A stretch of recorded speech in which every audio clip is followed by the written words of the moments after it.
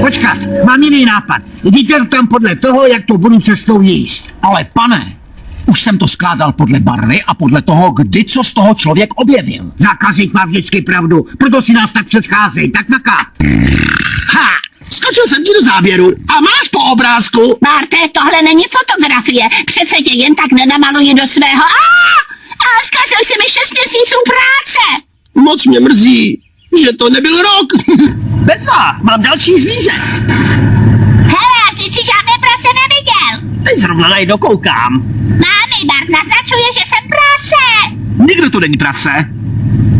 A co je pak tohle? Petty mě zabije, pokud ji nezabiju první. Tělo strčím do auta, auto strčím do jezera a do rádia dám CDčko z Jamese Taylora, aby to vypadalo jako sebevražda. Páni, teď zrovna tam naběhlo 10 000.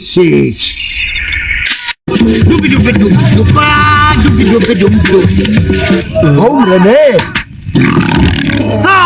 Strašně strašlivý hra. Děsím se toho, co teď řeknu.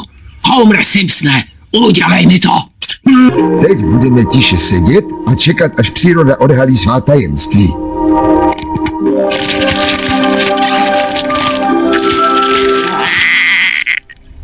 Počkat, nosorožci se nerodí svajec. Co jsi právě viděla, Lízo? Já vím, ale... Co jsi teď právě viděla?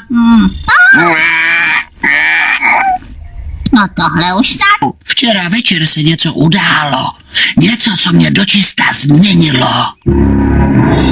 Máma mi chtěla pustit dívko Hledá se Nemo, ale pak zazvonil telefon a tak jsem si ho pustil sám. Věděl jsi, že před kapitolou 2 je ještě jedna kapitola? Kapitola, ve které je Nemova matka. Nemo přece žádnou matku neměl. Právě. A kapitola 1 vysvětluje proč.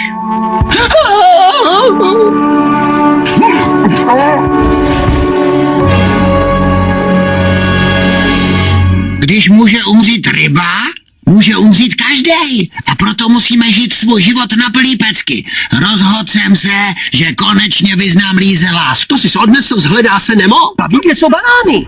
Nebo další chutné opičky. $100. Marč, kolik je to v dolarech peněz? 100. Ticho!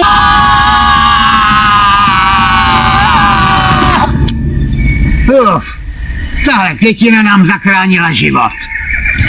Naopak, chce nás sníst. Nemá šanci. Teda, tati, jak jsi to udělal? Je to jen kytka. Jak se může přitažlivá páťačka, jako je Teffy, zajímat o Milhouse, jako je Milhouse? Nevím, je to jako jedna z těch záhad, jak se mi prádlo vypere a dostane složený do šuplíků. Vy jste ta nejnudnější ženská na světě. Možná, ale... Já vím, že vědci často svý životy promarnějí, ale takhle... Homer, Řekl jsem vám, že jste. A teď, Barte, vylezeš tam na ten vršek, jestli neuvidíš náš hotel. na Kilimanjaro. Běž. Tak jo.